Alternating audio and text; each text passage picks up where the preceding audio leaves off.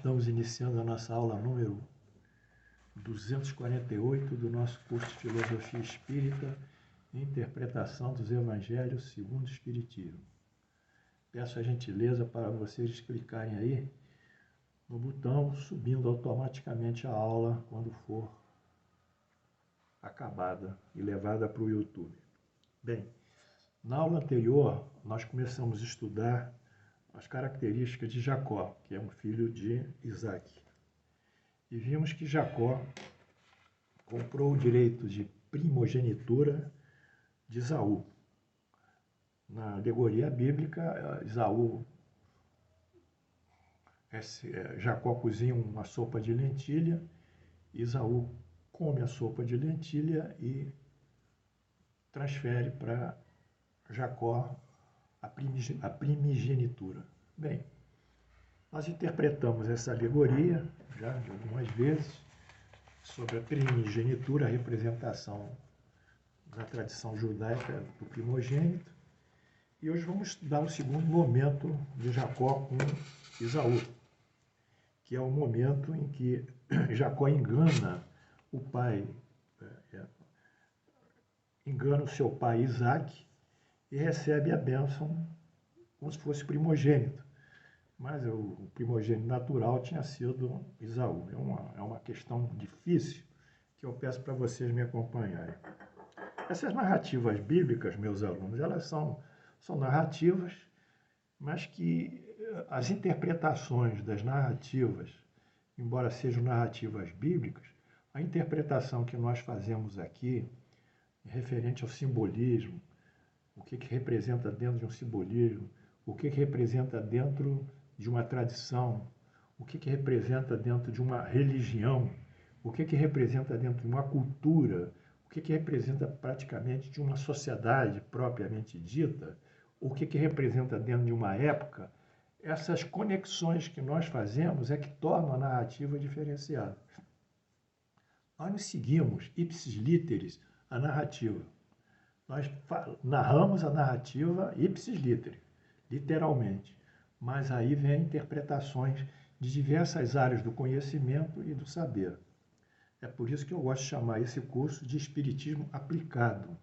Ou seja, o pensamento espírita, como filosofia, ele vai agregando a aula e as explicações da aula, as interpretações da aula, os conceitos, a teoria, a exposição, o discurso, vai agregando toda uma série de fatos interessantes. Por isso o Espiritismo, para mim, não é uma religião, eu já disse, muitas vezes é uma relação com Deus muito pessoal. O Espiritismo é autônomo, quer dizer, autonomia. Nós somos autônomos na nossa relação com Deus. E essa relação com Deus nos caracteriza a base da caridade. Nós não somos heterônomos, quer dizer, hétero é outro. Eu não vou buscar um sacerdote, eu não vou buscar um clérigo, seja de que religião for, para que ele intermedie a minha relação com Deus. Eu também não buscarei um rito, nem uma cerimônia, nem um culto exterior, que representem a minha relação ou possibilitem a minha relação com Deus. A minha relação com Deus é um ato consciente, consciencial, dirigido pelos valores das leis divinas, cuja maior lei divina, eu gosto de repetir, é a lei da justiça, do amor e da caridade. É à luz da lei da justiça, do amor e da caridade que nós autonomamente vamos nos referenciar a Deus. É muito diferente. Nós acreditamos em Deus, nós somos teístas, acreditamos num Deus de conotação moral, criador, mas de juízo de valor moral sobre nós, bem e mal. Então, nós vamos hoje, feita essa pequena introdução, nós vamos ver o que Jacó fez com seu irmão Esaú e também com seu pai Isaac. Gênesis 27, 1.6, 8.10, 14, 19, 21, 24, 27, 30 e 37. Jacó fica cego. Tendo-se envelhecido, Isaac,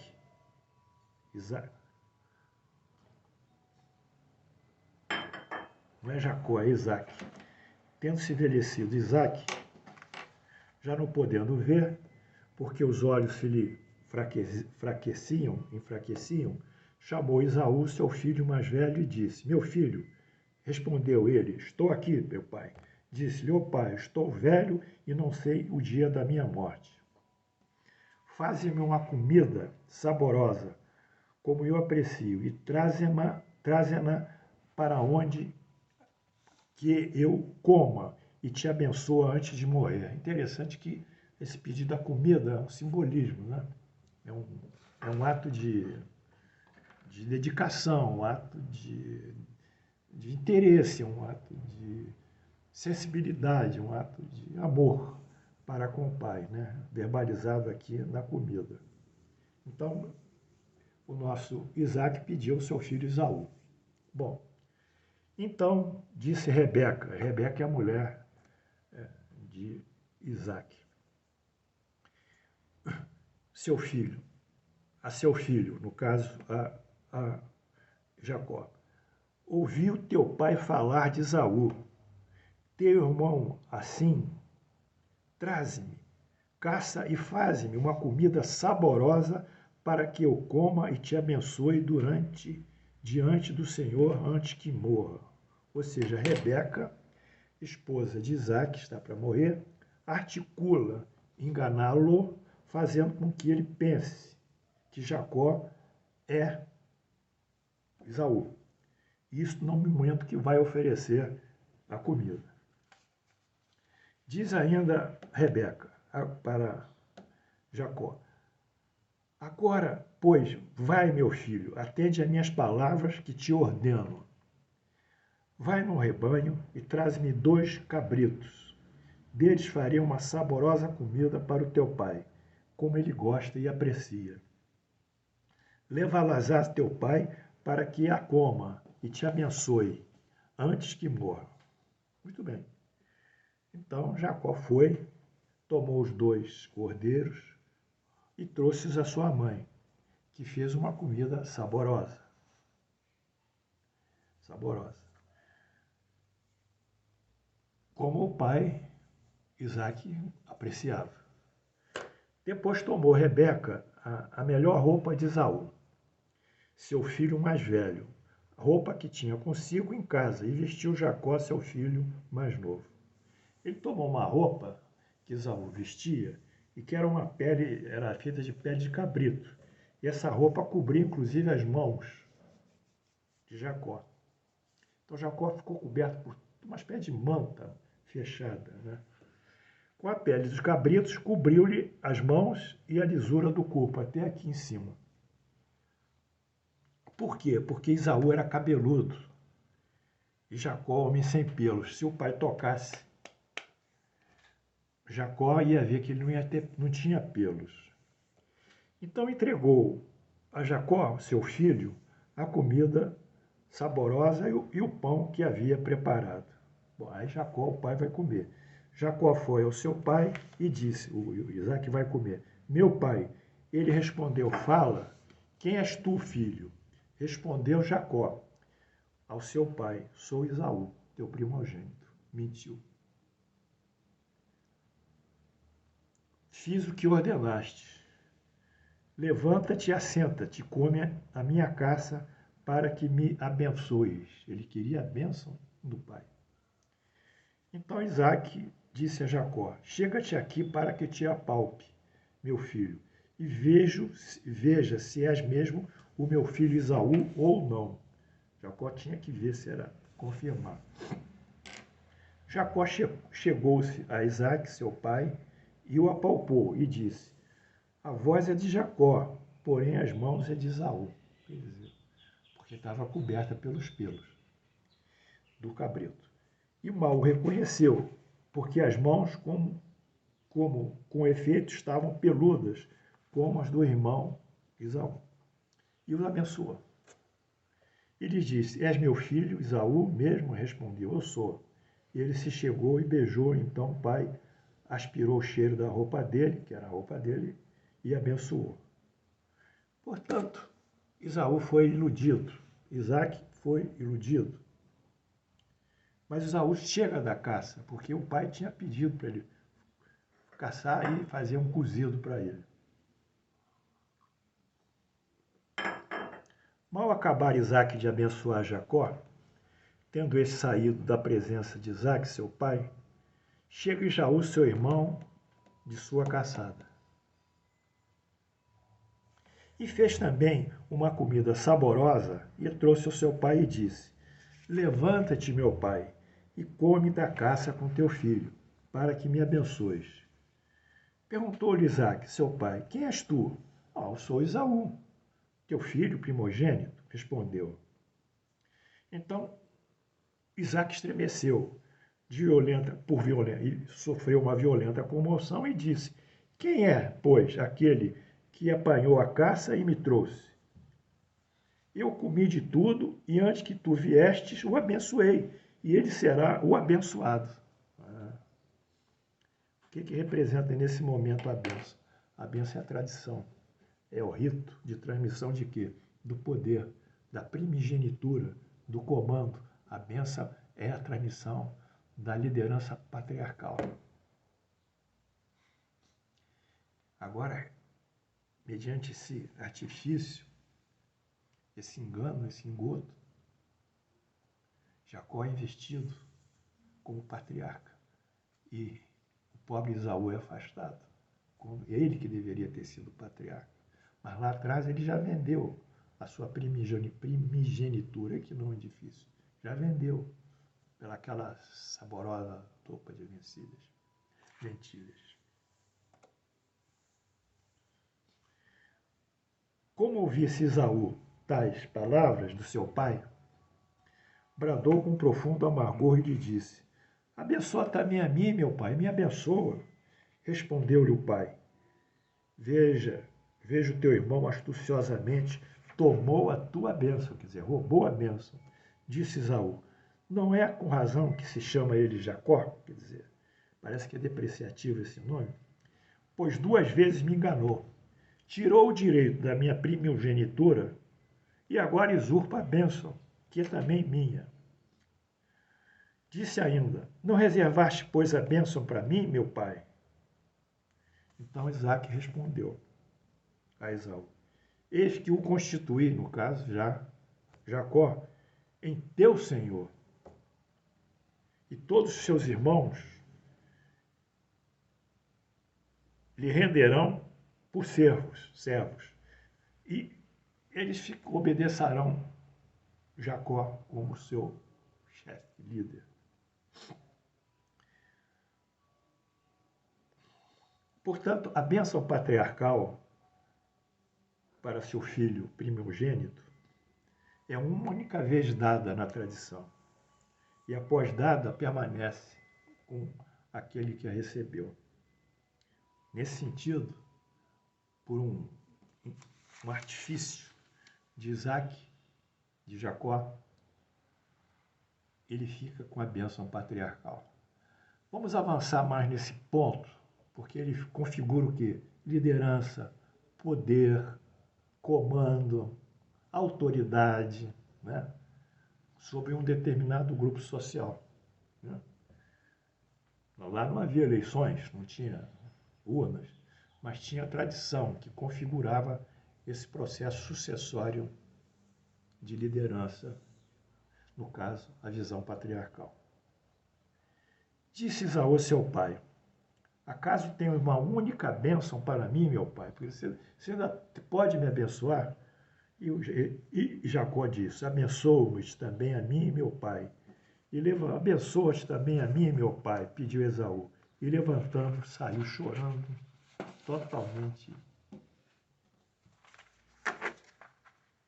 desconsiderado.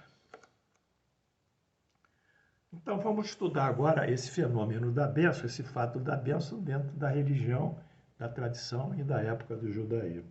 Foi por isso que eu disse que essas aulas são diferentes. Elas têm a narrativa convencional, que é a narrativa bíblica, eu não saí de nada, citei todos os capítulos e versículos, ipsis literis, mas a compreensão desses fatos, ou a compreensibilidade, a capacidade de elevar isso a um sentido mais abrangente, que dá uma noção realmente da representatividade espiritual, factual, é próprio da nossa aula. Ela não repete mais, ela interpreta. Vamos estudar então a bênção, alunos. Bênção, do hebraico bah, B-A-H, serve para designar todas as formas de bênção. Exprime o gesto de doar. A bênção é uma doação. A transmissão de um dom. A bênção é um dom que, mediante um gesto da bênção, uma palavra, revela a vida, revela a transmissão. Mas, nas Escrituras, exprime o intercâmbio entre Deus e o homem, a bênção. A bênção de Deus concede a vida e a libertação do homem. Quando Deus abençoa, ele dá a vida e a libertação. Na Bíblia. A família patriarcal era administradora da bênção do Senhor para o mundo. Então, qual era o poder daquele que era investido da primigenitura e que era investido da bênção do seu pai? No caso, a bênção de Isaac. Era o dom, a autoridade para transmitir a todos os seus subordinados, descendentes familiares, a bênção que foi primariamente, originalmente trazida por Deus. Então, essa bênção ia se estendendo por diversas gerações. Portanto, a família patriarcal era administradora da bênção do Senhor para o mundo. Não só ali, eles tinham o tesouro da bênção.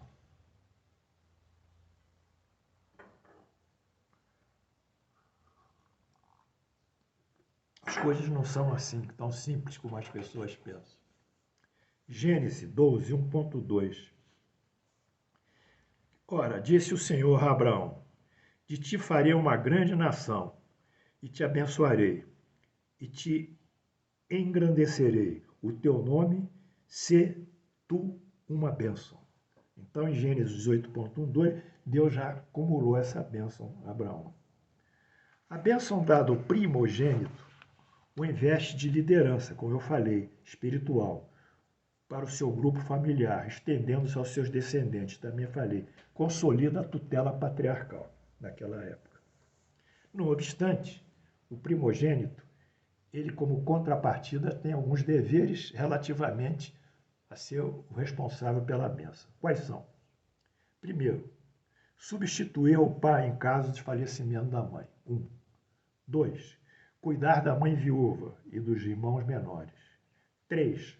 Promover sua subsistência daquele grupo, promovendo a sua subsistência, garantindo a vida digna e saudável a todos. Então, essas são as funções, a missão do primogênito. Isso que eu disse aqui está em Schlesinger, Porto H, Dicionário Enciclopédico das Religiões. Vozes, Petrópolis, 1995, página 363. Conclusão, alunos. Jacó apossou-se indevidamente da bênção do seu pai, Isaac, poucas horas antes dele falecer. Acende assim no carisma e na significação religiosa da tradição judaica, que é a autoridade da bênção. A partir de então, comandará seu clã. Porém, Esaú, revoltado com o roubo que lhe fizeram, ameaça Jacó de morte e obriga Jacó a fugir. Isso é outro evento bíblico que nesse momento talvez não nos interessa, é secundário.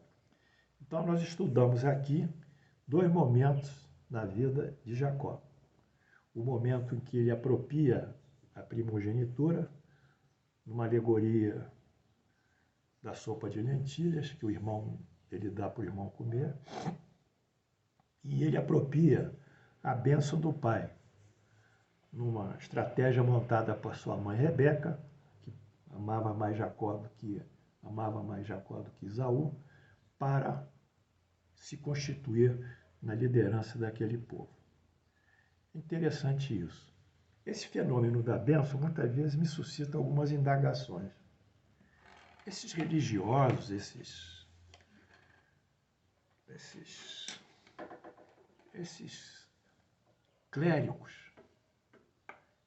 clérigos, eles têm